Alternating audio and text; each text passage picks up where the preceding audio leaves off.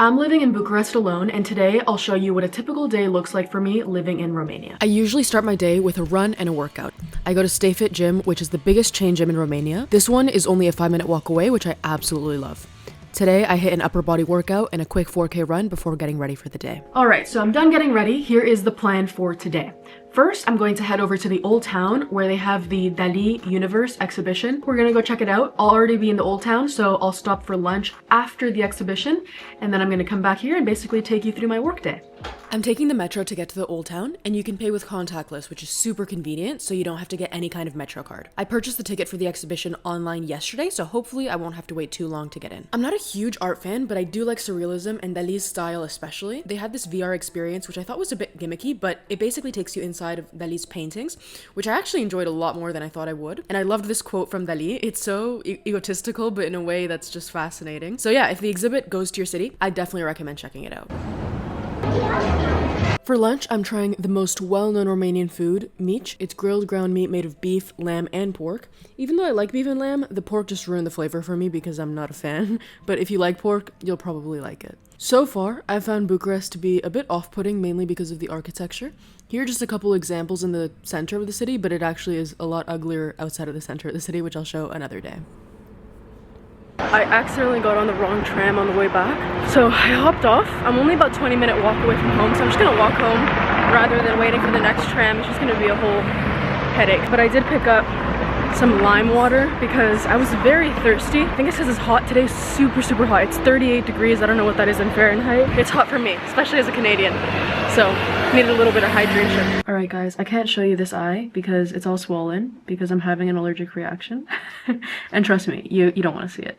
So I have work starting now. I actually just started work. I forgot to film because I was just feeling so, and I feel like an itchy, and I feel like I'm having allergies. I have a meeting in about 30 minutes, and then after that meeting I'm going to head out to try to find some allergy medication. I've had it happen I think 3 times now. I thought it was something in Istanbul that was causing it to happen. Something, I don't know if I was allergic to something over there in the apartment, but this is the first time it happens here in Romania. I've been here for 3 weeks now, so I thought this was done, but apparently not. So this time at least it's not as bad as the other times. My eye isn't completely shut, but I still just want to get some medication so that this seems like it's going to be something that's going to happen over and over again.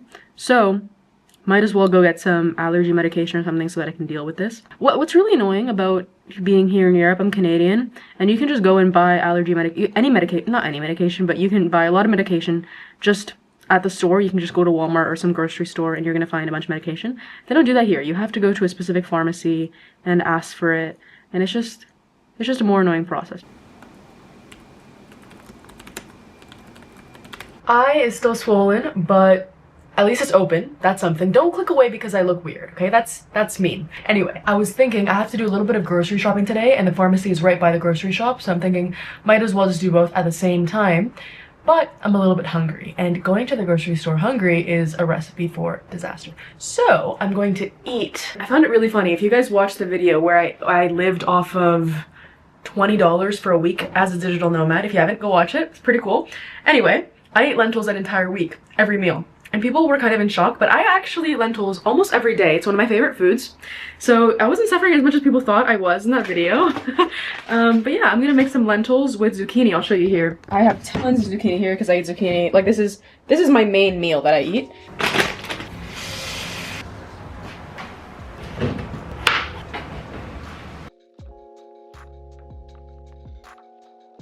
I don't know if I'm gonna go grocery shopping honestly because I have an important work haul coming up soon, so I'm gonna just go to the pharmacy, get what I need to get because I don't need to go to the grocery store that badly. 100% we're gonna go to the pharmacy though because you can see my eye is a bit swollen. The only thing is I don't want to be drowsy all day because I have work calls, but I don't know.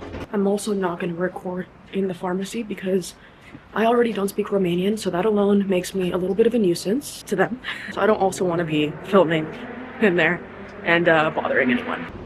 She gave me this, which has 7 capsules, and it costs 25 Romanian leu. I don't know what is plural. The pharmacist did not speak English, which I wouldn't expect her to, obviously. So I used Google Translate, just pulled up allergy medication in Romanian, and she told me 1, which I assume means take 1. and then she went like this, meaning it's gonna make me fall asleep. People always ask wherever I am, is it hard to communicate with people in English there? Usually it's not. Google Translate, I feel like, does the job. The only challenge is when people can't, I've met people that can't write and can't read, so you have to do more of the voice stuff in Google Translate, which can be just a bit tougher, obviously, especially if it's in a noisy area. You have to go back and forth with the voice recordings and whatnot, but it still works at the end of the day. I've really never been in a situation where I couldn't communicate with someone, so yeah. I didn't go to the grocery store because I don't absolutely need groceries, and I have a work call coming up, so I'm probably better off just doing a little bit more prep for the work call and just hanging out here. So no grocery shopping today, but I promise I'm gonna make another, and in that video, promise I will go to the grocery store. I had someone specifically request, I don't know if it was in an email or a comment, someone specifically requested grocery videos. Promise I will do that in the next one. One great thing that you can do with Google Translate is you can do translate with the camera. You take a picture. I'll show you here that it translates everything in the picture, all the words. It's kind of hard to focus, but this is essentially how it works. I just wanted to read it. Seeing this is, I don't know if this is even for the, I couldn't even explain like what kind of allergy I have right now. I don't actually know what I'm allergic to. So, okay, perfect. So it says nasal and ocular symptoms. This is an ocular symptom. So, should work. Also for hives. I'm just gonna have this medication and try to not fall asleep because I have, it's not only it's a client call, but it's literally the first call with this new client. So I really don't want to be like falling asleep. I don't know how drowsy it's gonna make me, but all right. So I'm finally done with work calls for the day. I think my eye is looking a little bit better. Yeah, lots of calls today. I don't have this. It's crazy. I think I had more calls today than I did all of last week. So it kind of just depends on the day. My days don't all look exactly the same, which I kind of appreciate. I like a little bit of, you know, mixing it up in some way. But it is now 10 p.m. It's like 9:50. I work until about midnight. First thing is I turn off this light. I try to switch from these purple lights that I have here. Looks blue on the screen. Not really, it looks purple. I switch from purple to red usually 3 hours. Oh shoot, I just realized. So I have two phones, and the phone that I have the light controls on is dead. Whenever it's charged, I'm going to switch these lights from purple to red so that I can start producing melatonin. I always do this, even in Eastern time, but it's especially important here because I work until midnight and I go to sleep pretty much right after. It's really, really important to start the winding down process while I'm working so that I can actually go to sleep right when I'm done. So red lights are a super important part of that. I usually try to eat before 9 as well so that I have a whole 3 hours to digest my food, but I didn't have a chance to do that and I have not eaten enough. So I'm gonna go create some lentils. Wow. I'm gonna go make some lentils. Yeah, usually I'd eat earlier, but I just had I've been on work calls for the past 3-4 hours, so haven't had a chance to eat. Gonna go do that now. Yeah, I don't think there's anything else really. But yeah, today was like my most call heavy day of the week. The rest of the week I'm pretty much going to be just doing more like deep work, which I kind of prefer. So, isn't it funny that the one day that I have meetings and stuff is the day that I have an allergic reaction on my face? Of all places too. These lights, they're like 2 modes, and there's this warm mode because I don't really like cool lights in the house, so that's really cool. I'll show you guys actually. Let me turn the lights off so I can show you. There's a mall out there. Unfortunately, this mall is closed. The whole mall is completely shut down, under construction. That's where my gym is. So my gym is super, super close. 5 minutes I'm at the gym, and I really love that because, yeah, I just like being close to the gym, honestly. As little friction as possible to get there. So that's basically the outside. You can see I live in Romania, so communist blocks. At least this, you can tell that this communist block is, you know, nicely renovated and everything. It looks nice, but end of the day, it's still a communist block. So yeah, this is block 2 that I live in. Gotta love communism. Alright, so this phone's no longer dead. This is my backup phone. I don't need it here in Romania. I need it mostly in dangerous countries so that I can walk around with a not expensive looking phone. Not only not expensive looking, but not expensive at all. So if someone wants to take my phone, I will gladly hand over this phone that I paid about, I don't know, $50 US. It's an iPhone 7 used. It's great. Highly recommend. Not because it's even actually going to get stolen, but you just I feel so little fear if I have this phone on me in a dangerous country, because it depends what kind of danger as well. This is a whole conversation. Should we have it right now? Let's have it.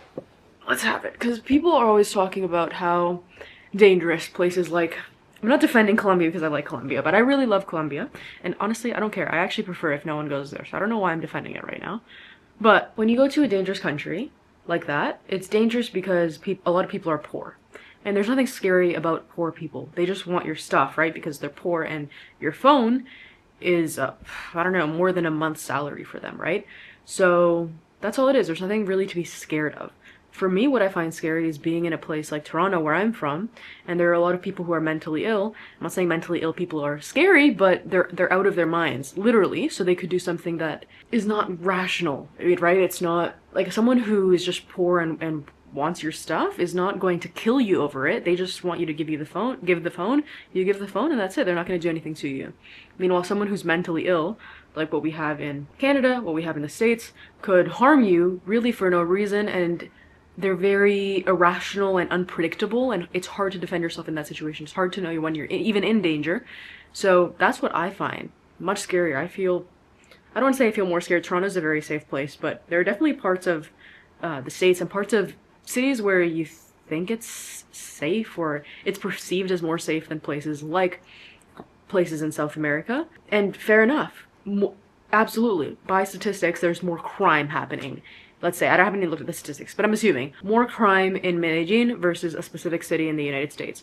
But when you look at the type of crime and you look at, I don't know how to phrase this, but it's not out of, I'm not going to even include this in the video.